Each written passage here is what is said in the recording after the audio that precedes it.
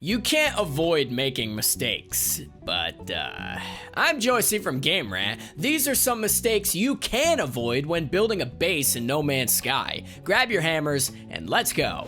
Starting out this list, we have keeping mind of base building limits. While No Man's Sky's gameplay allows players to create multiple bases across the universe to store their valuable items and resources, the game does set a hard limit per play on how much of the galaxy they can populate with their settlements. It's important to consider these limits when building multiple bases, or even just one grand base on a planet.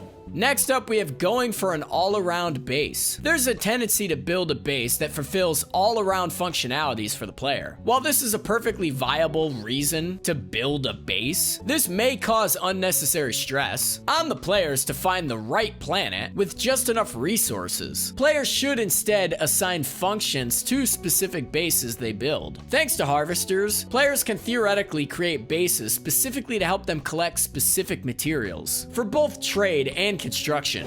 Continuing, we have getting creative with half items can get annoying. Once players amass enough units, they often feel compelled to flaunt their wealth by creating elaborate bases with intricate components. A reoccurring issue in the game involves inconsistencies with half-width stairs, panels, and ramps. While there are techniques to snap these elements into position, such as using temporary ceilings, walls, and floors that are later removed, the experimentation required to identify which temporary parts involved can be very time-consuming.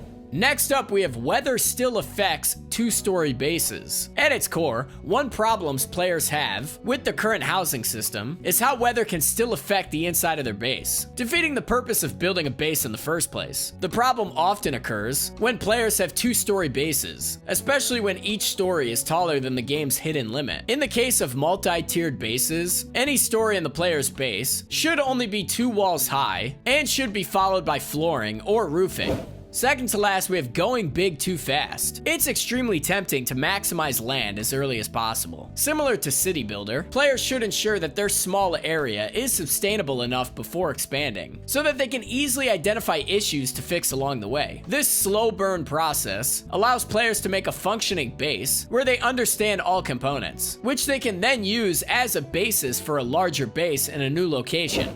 And finally, we have forgetting hotspots. Electricity plays a crucial role in base management. Finding locations with a stable source of electricity can be tricky when building a base for the first time, and skipping out on power hotspots can ruin a base's long-term survival. And that was it. Mistakes to avoid when building your base. We hope you enjoyed. Have a great day, and bye-bye!